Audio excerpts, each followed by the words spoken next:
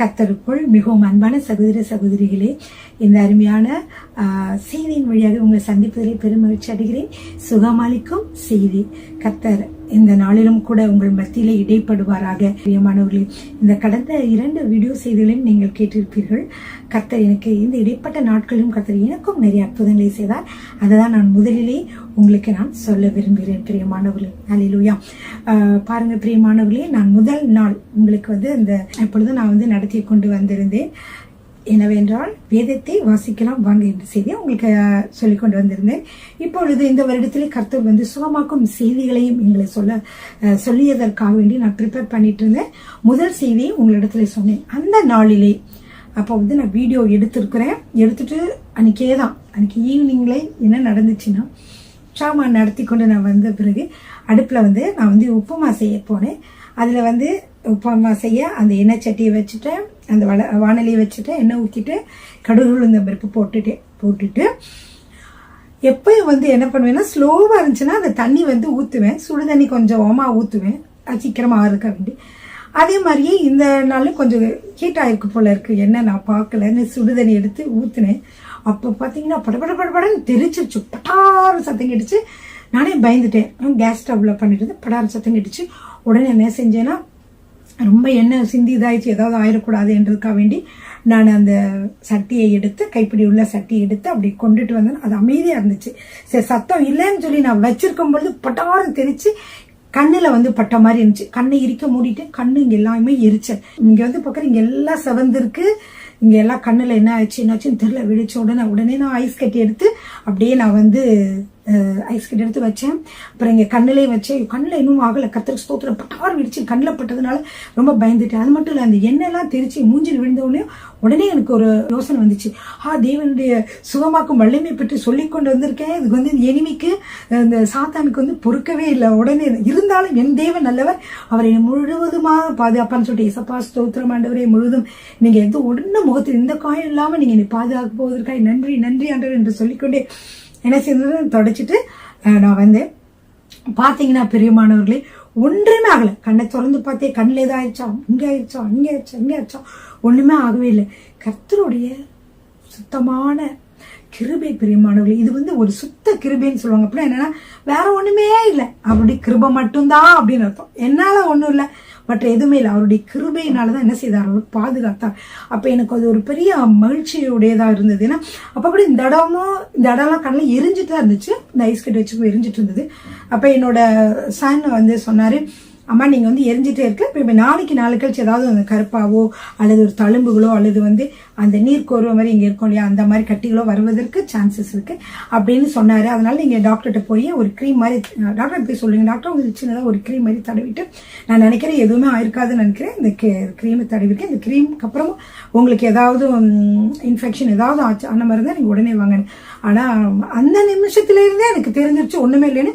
அதே மாதிரி கொஞ்சம் கொஞ்சமா பாக்குறேன், கொஞ்ச நேரம் கழிச்சு ஒன்னும் அது கொப்பளிச்சு வரல, மறுநாள் ஒன்னும் வரல. அப்படியாக கர்த்தர் கிருபையாய், அவர் கிருபையினால என்னை பாதுகாத்தார். பிரியமானவர்களே, அதுக்காக நான் கர்த்தருக்கு நன்றி செலுத்துகிறேன். பிரியமானவர்களே, அது மட்டும் இல்லை, இன்னொரு நிகழ்ச்சி என்னன்னா, 2 நாட்களாக நான் உங்கள்கிட்ட கர்த்தருடைய வார்த்தையை 2 வீடியோலும் கர்த்தருடைய வார்த்தையை சொல்லிட்டு வந்தேன். என்னன்னா, நீங்கள் இயேசுவின் வல்லமையுள்ள நாமத்தினாலே வெளியேறு என்று சொல்லுகிற பொழுது அந்த வியாதியிலிருந்து, அந்த வியாதியை உண்டாக்குற அந்த சத்துரு உடனே போயிடுவான். ஏன்னா நமக்கு பயந்து இல்லை, இயேசு என்ற நாமத்திற்கு பயந்து அவன் வெளியேறிடுவான் அப்படின்னு நான் சொல்லியிருந்தேன் உங்களுக்கு. எனக்கும் என்ன செஞ்சுன்னா, ஒரு 2 டேஸா இது இன்டைஜஷனா இருக்கலாம், நெஞ்சு எரிச்சலாம், நெஞ்சு வலிச்சிட்டு இருந்த மாதிரி இருந்துச்சு. அப்போ முதல் நாள் அப்படியே வலிச்சுட்டு, ஏன்னா நம்ம கர்த்தருடைய வார்த்தைகளை சொல்லுகிற பொழுது சாத்தான் பல விதங்களே நம்மளை சோதிப்பான். விசுவாசத்தை சோதிக்கிற மாதிரி, உனக்கு நீ எப்படி நோய்களை நீ எப்படி மேற்கொள்ற அப்படிங்கிற மாதிரி ஒரு காரியங்கள் சாத்தான் நம்ம வாழ்க்கையில கொடுப்பான். அதே மாதிரிதான் நெஞ்சு வலிச்சிருக்கு. முதல் நாள் நைட்ல தூங்கும்போது 4 o'clock வரைக்கும் தூங்க வரல, என்ன வலிச்சுட்டே இருக்கு அப்படின்னு சொல்லிட்டு அப்படியே நான் தூங்கிட்டேன். கொஞ்சம் லேட்டா தான் தூங்கினேன். நைட்டு 4 o'clock ஆயிடுச்சு தூங்க, அதாவது விடிய கால் 4 o'clock தான் தூங்கினேன். சரின்னு சொல்லிட்டு அன்னைக்கு மறுநாள் காலையில் நினைச்சேன், என்ன அப்படி நெஞ்சு வலிச்சுட்டு இருந்துச்சுன்னு தெரியல. அதுக்கு அடுத்த நாளும் அது ஏதோ ஒரு ஸ்ட்ரெஸ்ஸான காரியங்கள் நான் கேள்விப்பட்டேன்னா என்னன்னு தெரியல, திருப்பியும் அதே மாதிரி நெஞ்சு வலிச்சிச்சு.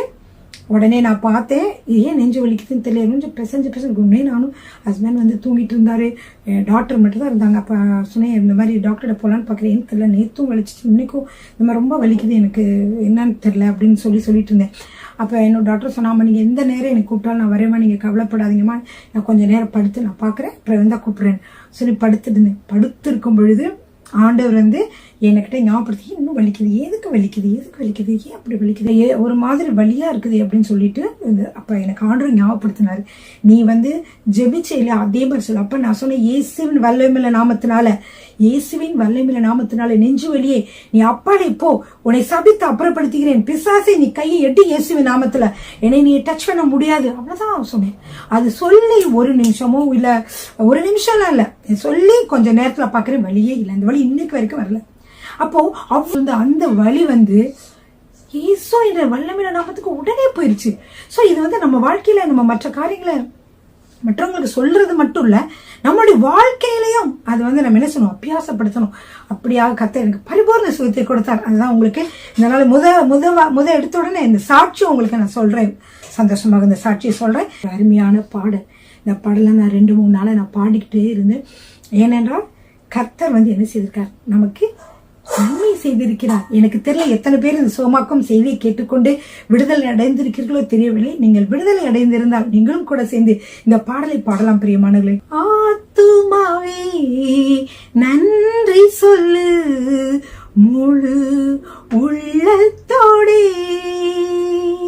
என் ஆத்துமாவே நன்றி சொல்லு முழு உள்ளத்தோடே, கர்த்தர் செய்த நன்மைகளை ஒரு நாளும் மறவாதே, கர்த்தர் செய்த நன்மைகளை ஒரு நாளும் மறவாதே, ஆத்துமாவே நன்றி சொல்லு முழு உள்ளத்தோடே, குற்றங்களை மன்னித்தாரே, நோய்களை நீக்கினாரே, குற்றங்களை மன்னித்தாரே, நோய்களை நீக்கினாரே, படுகுழி நின்று மீட்டாரே, ஜீவனை மீட்டாரே, படுகுழி நின்று மீட்டாரே, ஜீவனை மீட்டாரே,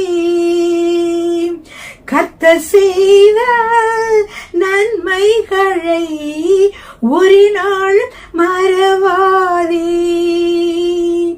கர்த்தர் செய்த நன்மைகளை ஒரு நாள் மறவாதே, கிருபை இரக்கங்களால் மணி மூடி சூட்டுகின்றார், கிருபை இரக்கங்களால் மணி மூடி சூட்டுகின்றார், வாழ்நாளெல்லாம் நன்மைகளால் திருப்தி ஆக்குகின்றார், வாழ்நாளெல்லாம் நன்மைகளால் திருப்தி ஆக்குகின்றார், கர்த்தர் செய்த நன்மைகளை ஒரு நாளும் மறவாதே, கர்த்தர் செய்த நன்மைகளை ஒரு நாளும் மறவாதே, இளமை கழுகு போல புதிதாக்கி மகிழ்கின்றார், இளமை கழுகு போல புதிதாக்கி மகிழ்கின்றார், ஓடினாலும் நடந்தாலும் பலன் குறைவதில்லை, ஓடினாலும் நடந்தாலும் பலன் குறைவதில்லை. கர்த்தர் செய்த நன்மைகளை ஒரு நாளும் மறவாதே. கர்த்தர் செய்த நன்மைகளை ஒரு நாளும் மறவாதே. ஆத்துமாவே நன்றி சொல்லு முழு உள்ளத்தோடே. என் ஆத்துமாவே நன்றி சொல்லு முழு உள்ளத்தோடே. அல்லேலூயா. பிரியமானவர்களே, கர்த்தர் நமக்கு நம்முடைய வாழ்க்கையில செய்த நன்மைகளை நினைத்து அவரை ஒவ்வொரு நாளும் நாம் நன்றி சொல்ல வேண்டும். பிரியமானவர்களே, ஹல்லேலூயா. கொஞ்சத்திலே உண்மையா இருந்தால் அநேகத்திலே அதிபதியாக்கு என்று சொன்னவர், கொஞ்ச காரியத்திலே கூட நம்ம உண்மையாக அவர் நமக்கு நன்மை செய்திருக்கிற பொழுது, அவருக்கு நன்றி சொல்லுகிற பொழுது எந்த தீமையும் நம்மை அணுகாது. பிரியமானவர்களே, ஹல்லேலூயா. சரி பிரியமானவர்களே, இந்த நாளிலும் செய்தியை உங்களோடு பகிர்ந்து கொள்ள போகிறேன். பிரியமானவர்களே, இந்த சுகமளிக்கும் செய்திகள் பிரியமானவர்களே, நாங்கள் கர்த்தருடைய கிருபையினாலே இதை நாங்கள் சொல்வதற்கு வந்திருக்கிறோம். இந்த செய்தியை கேட்க நீங்கள் பிரியமானவர்களே, நீங்கள் எதேச்சையாக வரவில்லை. இது தேவனின் ஒரு அநாதி தீர்மானத்தின்படி நீங்கள் இங்கே வந்திருக்கிறீர்கள். பிரியமானவர்களே, இந்த தெய்வீக சுகம் என்பது உங்களுக்கு உங்களுடைய உடல் ரீதியான சுகத்தை மட்டுமல்ல, அது உங்களுடைய மன ரீதியான காரியங்களுக்கும் நோய்களுக்கும் கூட என்ன செய்கிறது, சுகமளிக்கக்கூடிய வல்லமை உள்ளதாக இருக்கிறது. அது மட்டுமல்ல, உங்களுடைய ரிலேஷன்ஷிப்ல ஏதாவது ப்ராப்ளம் இருந்துச்சுன்னா, அதாவது உங்களுடைய உறவு முறைகளிலே, உங்களுடைய கணவன் மனைவியிடம் உறவு முறைகள், உங்கள் பிள்ளைகளோட உங்களுக்கு இருக்கக்கூடிய உறவு முறைகள், உங்கள் நண்பர்களோட, உங்கள் தாய் தகப்பன்மாரோடு இருக்கக்கூடிய உறவு முறைகள் இருக்கக்கூடிய சிக்கல்களை கூட இந்த தெய்வீக சுகமானது சரி செய்யக்கூடியதாக இருக்கிறது. பிரியமானவர்களே, ஹல்லேலூயா. எனவே ஒவ்வொருவரும் நீங்கள் இந்த செய்தியை கேட்க வந்திருக்கிறீர்கள். இந்த செய்தியை கேட்டுக்கொண்டிருக்கும் பொழுதே கூட நீங்கள் சுகம் அடையலாம். பிரியமானவர்களே, தேவன் நமக்கு சுகம் அளிக்கிறதானது 2 முறைகளிலே செயல்படுகிறது. பிரியமானவர்களே, ஒன்று என்னவென்றால், வேத வார்த்தையின் மூலமாக, கர்த்தருடைய வார்த்தையின் மூலமாக அவர் வார்த்தை அனுப்பி சுகமாக்குகிறார், வார்த்தை அனுப்பி குணமாக்குகிறார் என்ற வசனத்தை நீங்கள் படித்திருப்பீர்கள். எனவே இந்த வார்த்தைகளின் மூலமாக அவர் நம்மை சுகமாக்குகிறார். இரண்டாவதாக உடனே சுகம். உடனே சுகம் என்றால் நம் ஜெபித்த உடனேயே சுகம் கிடைக்கிறது. இது எப்படின்னு சொன்னீங்கன்னா பிரியமானவர்களே, தேவனுடைய பிள்ளைகள் அவர்கள் என்ன செய்திருப்பார்கள், கர்த்தர் அவர்களுக்கு 9 வரங்களிலே ஒரு வரம் சுகமாக்கும் வரம். இந்த சுகமாக்கும் வரம் அவர்களிடையே செயல்படுமானால், அவர்கள் ஜெபிக்கிற பொழுது என்ன ஆகிறது என்றால் சுகம் கிடைக்கிறது. விசுவாசம் வரம் சிலவர்களுக்கு இருக்கும். அப்ப விசுவாசத்தோட ஜெபிக்கிற பொழுது சுகம் கிடைக்கிறது. இது உடனே கிடைக்கக்கூடிய சுகம். பிரியமானவர்களே, முதல் 2 வீடியோக்கள் நான் சொன்னது உடனே உங்களுக்கு கிடைப்பதற்குள்ள காரியங்களை பற்றி நான் சொல்லிக் கொண்டு வந்தேன். பிரியமானவர்களே, அந்த உடனே கிடைக்கிற சுகத்தையும் நாம் தக்க வைத்துக் கொள்ள வேண்டும். எப்பொழுதெல்லாம் திரும்பவுமாக இந்த நோய் அறிகுறிகள் வருகிறதோ அப்பொழுதெல்லாம் இயேசுவின் வல்லமையுள்ள நாமத்தினால் வெளியேறு என்று நீங்கள் சொல்ல வேண்டும். பிரியமானவர்களே, இது நீங்க உங்க ரிலேஷன்ஷிப்ல இருந்தாலும், அதுல ப்ராப்ளமா இருந்தாலும், இல்ல மனதளவில் உங்களுக்கு ப்ராப்ளம், ஏதாவது தாட்ஸ் திருப்பி உங்களுக்கு நெகட்டிவ் தாட்ஸ், ராங் தாட்ஸ் எல்லாம் உங்களை டிஸ்டர்ப் பண்ணிக்கிட்டு உங்களை வேலைகளை ஸ்மூத்தா செய்ய விடாம உங்களுக்கு இருந்தாலும், அப்பயும் இயேசுவின் வல்லமையுள்ள நாமத்தினால என்னுடைய மைண்ட்ல கிரீசர் எல்லாம் பொல்லாத ஆவியே இயேசுவின் நாமத்தில் நீ வெளியேறு அப்படின்னு சொல்லி நீங்க சொல்லலாம். பிரியமானவர்களே, சரிங்களா? சரிங்க. இப்போ தேவனுடைய முதலாவது என்ன சொன்ன, அவர் தேவனுடைய வார்த்தையை அனுப்பி சுகமாக்குகிறார். சரிங்க பிரியமானவர்களே, உங்களுக்கு முக்கியமான ஒரு காரியத்தை சொல்ல விரும்புகிறேன். அதாவது சுகம் அளிக்கிறவர் யார் என்றால் இயேசுவே சுகம் அளிக்கிறார். உங்களுக்கு நீங்க ஊழியக்காரர்கள்கிட்ட நீங்க போய் ஜெபிப்பீங்க, அப்பொழுது சுகமாக்கும் வல்லமை அவங்ககிட்ட இருந்து வருகிறது. இருந்தாலும் சுகமாக்கும் வல்லமை புறப்பட்டு உங்களிடம் வருகிறதுனாலே சுகமாக்குகிறவர்கள் நம்முடைய தேவனுடைய மனிதர்கள் அல்ல. இப்ப நானே ஜெபிக்கிற பொழுது உங்களுக்கு சுகமாச்சுன்னா அது என்னாலே அல்ல, நான் சுகமாக்கவில்லை. எப்படி இருக்கிறது, நான் இயேசு கிறிஸ்துவே உங்களை சுகமாக்கிறார். நான் இந்த வேலையிலே உங்களை இயேசு கிறிஸ்து முன்பாக நிறுத்துகிறேன். பிரியமானவர்களே, ஒவ்வொரு ஊழியக்காரர்களும் உங்களை இயேசு கிறிஸ்து முன்பாக நிறுத்துவார்கள். இயேசுவின் வல்லமையுள்ள நாமத்தினால சுகமாகட்டும் என்று அவர்கள் சொல்லுகிறார்கள். இப்படி அவர்கள் சொல்லுகிற பொழுது உங்களுக்கு சுகம் கிடைக்கிறது. எனவேதான் நீங்கள் எப்பொழுதும் உங்களுக்கு சுகம் கிடைக்கிற ஒரு ஜெபிக்கிறீங்க. அப்ப ஜெபிக்கும் போது சுகம் கிடைச்சுன்னா அவரே நீங்க நினைச்சிட்டு அவர் மீட்டிங் போகணும் அப்படி போகணும் இப்படி போகணும், ஐயோ நான் போக முடியலையே இல்லாங்க அப்படிலாம் நீங்க நினைக்க வேண்டாம். சுகமாக்குகிறவர் தேவன். முதலாவது வந்து கர்த்தரை அறியாத மக்கள், இந்த இயேசுவை அறியாத மக்கள் வருகிற பொழுது கட்டாயமா கர்த்தர் என்ன செய்யறார், இந்த நம்மளுடைய தேவனுடைய மனிதர்களை ஜெபிக்கும் போது சுகத்தை கொடுக்கிறார். அதுக்கப்புறம் நீங்க இந்த சுகத்தை தக்க வைத்துக் கொள்ள வேத வார்த்தைகளிலிருந்து வசனங்களை பெற்றுக்கொண்டு அதையும் நீங்க ஜெபித்து உங்களுக்கு கர்த்தர் எடுத்து நீங்க ஜெபிக்க வேண்டும். பிரியமானவர்களே, எனக்கு தெரிஞ்ச ஒரு ஊழியக்காரர் சொன்னார், இப்ப வந்து அவர் வந்து ஒரு இடத்துல போய் சுவிசேஷத்தை சொல்ல போனார். அது மட்டும் இல்ல சுகமாக்கும் வல்லமைக்கும் ஜெபிக்கிறார். அப்ப ஜெபிக்க நிக்கும் பொழுது எல்லாரும் வந்தாங்களாம். அப்ப நிறைய பேர் வந்தாங்களாம். இப்ப இவன் நினைச்சானா சரி இன்னும் 1 hour இருக்கு, அதுக்குள்ள எல்லாத்தையும் ஒரு 1/2 hour 1 hour இருக்கு, அதுக்குள்ள எல்லாருக்கும் நம்ம ஜெபிக்க முடியாது என்று சொல்லி அந்த சபையை நடத்தக்கூடிய போதரையும் அழைத்து நீங்களும் ஜெபியுங்கள் என்று அவர் வந்து சொன்னாராம். அப்ப பாருங்க பிரியமானவர்களே, அப்போ வரிசையா நின்றுட்டு இருந்தாங்க. இப்ப இவர் ஒருத்தவங்களுக்கு ஜெபம் பண்ணிட்டே இருந்தாரு. அப்ப அவர் ஜெபம் பண்ணிட்டே இருக்கும் பொழுது என்ன நடந்துச்சுன்னா, பாஸ்டர்ட்ட ஜெபிச்சாங்களே அவங்க திருப்பி இங்க வந்து லைன்ல வந்து ஜெபிக்க வந்தாங்க. அப்ப அந்த சொல்லிக் கொண்டிருந்த அந்த போதகர் சொன்னாரு, ஏன் அவர்கள் பாஸ்டர்ட்ட ஜெபிச்சுட்டு என்கிட்ட திரும்ப வர்றாங்க? பாஸ்டர் மேல நம்பிக்கை இல்லையா? இல்லை நான் ஜெபிச்சாதான் சோமாகும் நினைக்கிறாங்களா? அப்படி இல்லை. ஆவியானவருடைய வல்லமை வந்து அந்த இடத்துல இருக்கும். யார் இயேசுவின் நாமத்தில் ஜெபிச்சாலும் சுகம் உண்டாகும். பிரியமானவர்களே, அதான் அவர் சொன்னாரு, இந்த மாதிரி வந்து தேவனுடைய மனிதர்கள் இவர் ஜெபிச்சாதான் சுகமாகும், நான் அங்க போய் ஜெபிக்க போறேன் இங்க போய் ஜெபிக்க போறேன் என்று சொல்லி நீங்க நிறைய பேர் நினைச்சிட்டு இருப்பீங்க. என்னோட செய்தியில வந்து நான் என்னென்ன சொல்லிட்டு வருவேன்னா, நம்மளுடைய சந்தேகமான சில காரியங்கள், உங்களுக்கு இருக்கக்கூடிய சந்தேகமான கேள்விகள் அல்லது தவறான சிந்தனைகளுக்கு மாற்றுவதற்காக நான் உங்களுக்கு சொல்லிக் கொண்டு வருகிறேன். எனவே நீங்கள் வந்து அந்த போதகர்கிட்ட மற்றவர்களே நீங்க போய் ஜெபிச்சாலும் கட்டாயமாக சுகம் உண்டாகும், நீங்களே ஜெபித்தாலும் சுகம் உண்டாகும். சரிங்களா பிரியமானவர்களே, நீங்களே ஜெபிக்கும் பொழுது என்ன ஆகும், சடனா சுகமாகாட்டியும் மெதுவா ப்ரோக்ரெசிவா உங்களுக்கு நல்ல சுகம் கிடைக்கும். எப்பொழுதும் அதை நீங்க தக்க வைத்துக் கொள்ளலாம். அதனாலதான் பாத்தீங்கன்னா நிறைய பேர் பாஸ்டர்ட்ட மற்றவங்க ஜெபிச்சுட்டு வந்த பிறகு அவங்களுக்கு திருப்பி அதே நோய் வந்ததை நீங்க கேள்விப்பட்டிருப்பீங்க. அது ஏன்னா அதை தக்க வைத்துக் கொள்ள சில முறைகள் இருக்குது. எப்படி சுகமாகுதுன்னா, தேவனுடைய வார்த்தையினாலே அவர் நமக்கு சுகம் கொடுக்கிறார். அந்த வார்த்தையை நம்பி விசுவாசித்து அதை கன்ஃபஸ் பண்ணி அதை அறிக்கையிடுகிற பொழுது அவங்களுக்கு சுகம் கிடைக்கிறது. மற்றும் அது மட்டுமல்ல, சாத்தான் உங்களுக்கு திரும்பவுமாக அந்த பிரச்சனைகளை கொடுக்கிற பொழுது நீங்க அதே வார்த்தையை சொல்லி அவனை என்ன செய்யலாம், கட்டி நம்ம வந்து என்ன செய்யலாம், அப்புறப்படுத்தலாம்.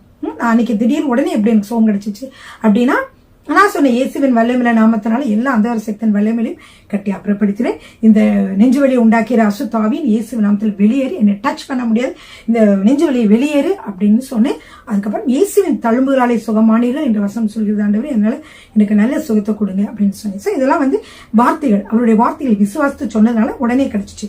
அதே மாதிரிதான் பிரியமானவர்களே, நீங்களும் வார்த்தைகளை விசுவாசிக்கிற பொழுது உங்களுக்கு சுகம் கிடைக்கும். சில சமயங்களில் கர்த்தருடைய வார்த்தையை நான் சொல்லிக் கொண்டிருக்க பொழுது அல்லது தேவனுடைய மனிதர்கள் வந்து கர்த்தருடைய வார்த்தையை சொல்லுகிற பொழுது அந்த வார்த்தையை உங்களுக்கு விடுதலை கொடுக்கும். பிரியமானவர்களே, திடீர்னு பாத்தீங்கன்னா உங்க சுகமாக இருப்பீங்க.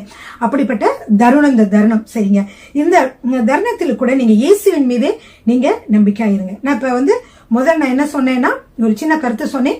இயேசுவே உங்களை சுகமாக்குகிறார். ஊழியக்காரர்கள் வந்து சுகமாக்கும் வல்லமை உள்ள ஊழியக்காரர்கள் வந்து உங்களை சுகமாக்கினாலும் அதன் மீது நீங்கள் கவனத்தை வைக்காமல், சுகமாக்கும் வல்லமையின் மீது வைக்காமல், சுகமாக்குகிறவர் கர்த்தர் இயேசு கிறிஸ்து அவரோட மீது உங்களுடைய சிந்தனைகளை வைங்க. சரி பிரியமானவர்களே, அதுக்கு வந்து உங்களுக்கு ஒரு சின்ன உதாரணம் சொல்ல போகிறேன். லூக்கா 5ஆம் அதிகாரம் 18வது வசனத்திலிருந்து 19வது வசனம் வரைக்கும் எல்லாரும் உங்களுடைய நோட்டு புத்தகத்தை எடுத்துக்கொள்ளுங்கள், பேனாவை எடுத்துக்கொள்ளுங்கள், வேதாகமத்தையும் எடுத்துக்கொள்ளுங்கள். சொல்லுகிற ஒவ்வொரு வார்த்தைகளும் மிகவும் முக்கியமானவை. ஏன் இதை அடிக்கடி நான் சொல்லுகிறேன் என்றால், கர்த்தருடைய வார்த்தையிலே ஜீவன் உள்ளது. பிரியமானவர்களே, கர்த்தருடைய வார்த்தைகளை விசுவாசித்து அதை நீங்கள் அறிக்கையிடுகிற பொழுது அது ஒரு மருந்து போல உங்களுடைய வாழ்க்கையிலே செயல்படுகிறது. இது முக்கியமான தருணங்களிலே அது உங்களுக்கு பிரயோஜனமாக இருக்கும். பாருங்க பிரியமானவர்கள், எல்லாரும் எடுத்துக்கொள்ளுங்கள். லூக்கா 5ஆம் அதிகாரம் 18வது வசனம் வாசிக்க போகிறேன். அப்பொழுது சில மனுஷர் திமிர்வாதக்காரன் ஒருவனை படுக்கையோடு எடுத்துக்கொண்டு வந்து அவனை உள்ளே கொண்டு போகவும் அவர் முன்பாக வைக்கவும் வகை தேடினார்கள். ஜனக்கூட்டம் மிகுதியா இருந்தபடியால் அவனை உள்ளே கொண்டு போகிறதற்கு வகை காணாமல் வீட்டின் மேல் ஏறி தட்டோடுகள் வழியாய் என்ன செய்தாங்க, ஜனங்களின் மத்தியில் இயேசுவுக்கு முன்பாக அவனை படுக்கையோடு இறக்கினார்கள். இப்படிதான் பிரியமானவர்களே, விசுவாசம் உள்ள அந்த 4 பேர் இயேசுவிடம் கொண்டு சென்றால் அந்த திமிர்வாதக்காரருக்கு சுகம் கிடைக்கும் என்று சொல்லி வந்தார்கள். உள்ளே வழி இல்லாவிட்டாலும் கூரையெல்லாம் பிரிச்சு உள்ள என்ன செஞ்சாங்க, இறக்கினாங்க. இறக்கி என்ன செய்தார்கள், இயேசுவுக்கு முன்பாக அவனை படுக்கையோடு இறக்கினார்கள். முக்கியமான வார்த்தை, இயேசுவுக்கு முன்பாக. அப்படி ஒவ்வொரு தேவனுடைய மனிதர்களும் உங்களை இயேசுவுக்கு முன்பாக கொண்டு வருகிறார்கள். நானும் உங்களை இயேசுவுக்கு முன்பாக கொண்டு வருகிறேன் பிரியமானவர்களே. அல்லேலூயா. அப்படி இயேசுவுக்கு முன்பாக கொண்டு வந்த பொழுது என்ன ஆனது, அந்த திமிர்வாதக்காரன் சுகம் பெற்றான் என்று உங்களுக்கு தெரியும் பிரியமானவர்களே. எனவே இதை நீங்கள் புரிந்து கொள்ளுங்கள். எனவே அடுத்தது நீங்க பாத்தீங்கன்னா, இயேசு கிறிஸ்து எப்பொழுதும் சொல்லுகிற ஒரு வார்த்தை என்னவென்றால், இயேசு எப்பொழுதும் கேட்கிற கேள்வி, அந்த சுகம் பெற்றுக்கொள்வதற்காக வந்த நோயாளியை பார்த்து அவர் எப்பொழுதும் ஒரு வார்த்தை அடிக்கடி கேட்பார். அது என்ன தெரியுமா, நீங்கள், அதாவது நான் உன்னை சுகமாக்க முடியும் என்று நீ விசுவாசிக்கிறாயா, நான் உன்னை குணமாக்க முடியும் என்று நீ விசுவாசிக்கிறாயா? இதுதான் இயேசு கேட்கிற கேள்வி. ஏன், விசுவாசத்தை நீங்கள் இருக்கிற பொழுது நீங்கள் என்ன செய்ய முடியும், இந்த சுகத்தை நீங்கள் எளிதாக பெற்றுக்கொள்ள முடியும். எனவே விசுவாசிகளாகிய நாம் சுகத்தை பெற்றுக்கொள்ள இயேசுவிடம் வருகிற பொழுது என்ன வேண்டும், என்ன நினைக்க வேண்டும் என்றால், இயேசுவாலே இந்த நோயை சுகமாக்க முடியும், அவராலே சுகமாக்க முடியாத நோய்கள் எதுவும் இல்லை என்று நீங்கள் விசுவாசிக்க வேண்டும் பிரியமானவர்கள். அதன்படிதான் இனியும் கர்த்தர் ஒரு தடவையும் அது நடத்தி வருகிறார். உங்களுக்கு இதுக்கு முன்னாடி எனக்கு நிறைய உங்கள்கிட்ட சொன்னேன், நிறைய சுகவீனமா பலவீனமா இருக்கிற மாதிரி தோணும். அதே தாட்ஸ்ல இருக்கும்போது நிறைய செய்ய வேண்டிய காரியங்களை செய்ய முடியாம ஜெபிக்கிற காரியங்கள், இந்த மாதிரி மெசேஜ் ப்ரிப்பேர் பண்ற காரியங்கள் எல்லாமே தடையாகும் இல்லையா? அப்படி ஆகும். அதையே யோசிச்சுக்கிட்டு இதை யோசிச்சுக்கிட்டு நம்மளுக்கு இது இருக்கும் அது இருக்கும், அதுக்கேற்ற மாதிரி சிம்டம்ஸ் எல்லாம் வரும், அதே மாதிரி இருக்கும். ஆனா அதே நேரத்துல ஜோம் பண்ணனா வெளியேறுது. எப்படி இப்படி ஜோம் பண்ணனா அது எங்க போச்சு? அப்போ இது எல்லாமே என்னது, சாத்தானுடைய தந்திரங்கள். அதனாலதான் நிறைய பேர் சொல்லுவாங்க இது பொய், அதாவது ஃபால்ஸ் சிம்டம்ஸ், அதாவது பொய் சிம்டம்ஸா நமக்கு காட்டுகிறது. சரிங்களா பிரியமா? உண்மையானதா இருந்தா கூட இயேசு நாமத்துல வெளியேறும். அல்லேலூயா. ஆமென். இப்ப தேவனுடைய வார்த்தை என்ன செய்யுதுன்னா உங்களை குணமாக்குகிறது. நீங்க மருந்து சாப்பிட்டு கொண்டு இருக்கிறவர்களா இருந்தாலும் கூட கர்த்தருடைய வார்த்தையை நீங்கள் தியானிக்கிற பொழுது உங்களுக்கு பரிபூர்ண சுகம் கிடைக்கும். ஏனென்றால் கர்த்தருடைய வார்த்தையிலே வல்லமை இருக்கிறது. இத மூல பஸ்ல ஒரு வசனத்தை சொல்றேன். அது மருந்து என்று சொல்லப்பட்டு வேத வசனத்திலே இருக்கிறது. ஆனால் ஆங்கிலத்திலோ தமிழிலோ மருந்து என்று சொல்லப்படவில்லை. ஆனால் இது ஒரு மருந்து. இது மருந்து என்று மூல பாஷையை நீங்கள் வாசித்தீர்கள் என்றால் இந்த மருந்து என்று சொல்லப்பட்டிருக்கும். எது? தேவனுடைய வார்த்தை நமக்கு மருந்தாக இருக்கிறது. பாருங்க பிரியமானவர்களே, நீங்க டாக்டர்கிட்ட போவீங்க. இந்த டாக்டர் என்ன சொல்லுவாரு, உங்களுக்கு ஆன்டிபயோட்டிக் கொடுப்பாருன்னு வைங்க. இந்த ஆன்டிபயோட்டிக் ஒரு நாள் ஒரு டோஸ் சாப்பிட்டுட்டு, ஆண்டவரே எனக்கு ஒரு டோஸ் நீங்க சாப்பிடுங்க, டாக்டர் போய், இல்ல டாக்டர் எனக்கு இன்னும் சுகமாகல அப்படின்னு சொல்லுவீங்களா? சொன்னா என்ன சொல்லுவார் டாக்டர், என்னம்மா இன்னும் அந்த கோர்ஸை முடிக்கலையா, அந்த கோர்ஸ் அது முழுசு முடிங்க, அது 3 நாள் முடிங்க, ஒரு வாரம் முடிங்க, முடிச்சுட்டு வாங்க அப்படின்னு சொல்லுவார் இல்லையா? அது மாதிரிதான் கர்த்தருடைய வார்த்தை உங்களுக்கு மருந்தாக இருக்கிறது. அந்த வார்த்தையை நீங்கள் அடிக்கடி தியானம் பண்ணி நீங்கள் என்ன செய்ய வேண்டும், இந்த வார்த்தைகளை அடிக்கடி நீங்க சொல்ல வேண்டும் பிரியமானவர்களே. ஒரு அருமையான ஒரு இந்தியாவில் தான் ஒரு மருத்துவர் இருந்தார். அந்த பெண் மருத்துவர் என்ன செய்வார் என்றால், அவருக்கு வரக்கூடிய மக்களுக்கு சுகமாக்க முடியாத நோய்களுக்கு கூட அவர் என்ன செய்வார் என்றால் அவர்களுக்கு சுகம் அளிக்கக்கூடிய மருந்துகளை கொடுப்பார். இப்படி என்றால் காலையிலே ஒரு வார்த்தை, கர்த்தருடைய வசனம், மதியானம் ஒரு வசனம், நைட்ல ஒரு வசனம். இது எப்படின்னா 3 வேளை மருந்து சாப்பிடுற மாதிரி இந்த 3 வேளையும் கர்த்தருடைய வார்த்தைகளை உங்களை பேச, சொல்ல, வாசிக்க, தியானம் பண்ண சொல்லுகிற பொழுது அவர்கள் அப்படியே செய்த பொழுது முழுவதும் சுகம் பெற்றார்களாம். எனவே கர்த்தருடைய வார்த்தையிலே என்ன உண்டு? சுகம் உண்டு. அது ஒரு மருந்தாக இருக்கிறது. அந்த வசனத்தை வாசிக்கலாமா? எல்லாரும் எடுத்துக்கொள்ளுங்கள். நீதிமொழிகள் 4வது அதிகாரம் 20-22 வசனங்கள். என் மகனே, என் வார்த்தைகளை கவனி, என் வசனங்களுக்கு உன் செவியை சாய், அவைகள் உன் கண்களை விட்டு பிரியாதிருப்பதாக, அவைகளை உன் இருதயத்திற்குள்ளே காத்துக்கொள். அவைகளை கண்டுபிடிக்கிறவர்களுக்கு அவைகள் ஜீவனும் அவர்கள் உடலுக்கெல்லாம் ஆரோக்கியமுமாம். பாத்தீங்களா? அவைகளை கண்டுபிடிக்கிறவர்களுக்கு அவைகள் ஜீவனும் அவர்கள் உடலுக்கெல்லாம் அது ஆரோக்கியமாக இருக்கிறது. அப்ப கர்த்தருடைய வார்த்தைகளை, ஜீவனுள்ள வார்த்தைகளை, விசுவாச வார்த்தைகளை நீங்கள் சொல்லுகிற பொழுது உங்களுடைய உடம்பிலே என்ன செய்கிறது? ஆரோக்கியம் உண்டாகிறது பிரியமானவர்களே. ஹல்லேலூயா. சரிங்க, பிரியமானவர்களே, இந்த 2 வசனங்களையும் நீங்க எழுதி வச்சு நீங்க வந்து படிப்பாருங்க. பிரியமானவர்களே, நான் சொன்னேன், முதலாவது சொன்னேன், இந்த வார்த்தைகளின் மூலமாக உங்களுக்கு சுகம் உண்டாகிறது என்று. நீண்ட நாள் உங்களுக்கு சுகமாகாமல் பலவீனமாக இருக்கிறீர்களா? நீங்கள் என்ன செய்ய வேண்டும் என்றால், கர்த்தருடைய வார்த்தைகளை நீங்கள் வந்து சொல்லி அதை ஜெபிக்கிற பொழுது அதன்படி உங்களுக்கு நடக்கும். பிரியமானவர்களே, கர்த்தருடைய வார்த்தையை நீங்கள் கேட்கிற பொழுது அது எப்படி இருக்கிறது என்றால், அது வந்து ஒரு விதையை ஒப்பாக இருக்கிறது. பாருங்க, எல்லாருக்கும் தெரியும் லூக்கா, அதாவது என்ன சொல்லுவாங்க, விதை விதைக்கிறவன் விதைக்க புறப்பட்டான் என்று சொல்லி ஒரு உவமை வரும். அது எல்லாருக்கும் தெரிஞ்ச உவமை தான். ஆனாலும் அதை பத்தி நான் இப்போ சொல்ல போறேன். அதுல இருந்து சில காரியங்கள் உங்களுக்கு ரொம்ப பிரயோஜனமா இருக்கும். முதல்ல வந்து ரோமர் 10:17 வாசிக்கிறேன். ஆதலால் விசுவாசம் கேள்வியினாலே வரும், கேள்வி தேவனுடைய வசனத்தினாலே வரும். அப்போ உங்களுக்கு வந்து அந்த சுகமாக முடியும் என்று சொல்லி ஒரு விசுவாசம் உங்களுக்கு வேணும்னா நீங்க என்ன செய்யணும்? கேள்வியினாலே வரும். இந்த கேள்வி என்பது என்னவென்றால் ஹியரிங், கேட்பது. கேள்வினா கேள்வி கொஸ்டின் இல்ல, காதிலே கேட்பது. அப்போ நீங்க கர்த்தருடைய வசனத்தை வந்து கேட்பதினாலே என்ன வரும்? விசுவாசம் வரும்.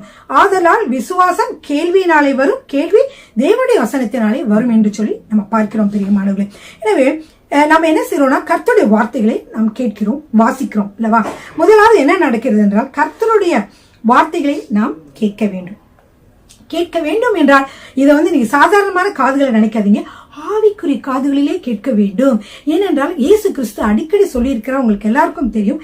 மத்தேயு 11:15 கேட்கிறதற்கு காதுள்ளவன் கேட்க கடவன்.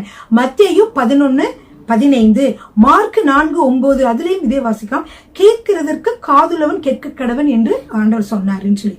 இப்போ ஏன்னா காது இல்லாம எல்லாரும் வந்திருக்கிறாங்க. ஏன் இயேசு கேட்கிறதற்கு காதுள்ளவன் கேட்க கடவுள் சொன்னாரு? அவர் சொல்ற காது வந்து இந்த காது இல்ல பிரியமானவர்களே. அவர் சொல்றது என்னன்னா ஆவிக்குரிய காது. ஆவிக்குரிய மனுஷன் என்ன செய்ய வேண்டும்?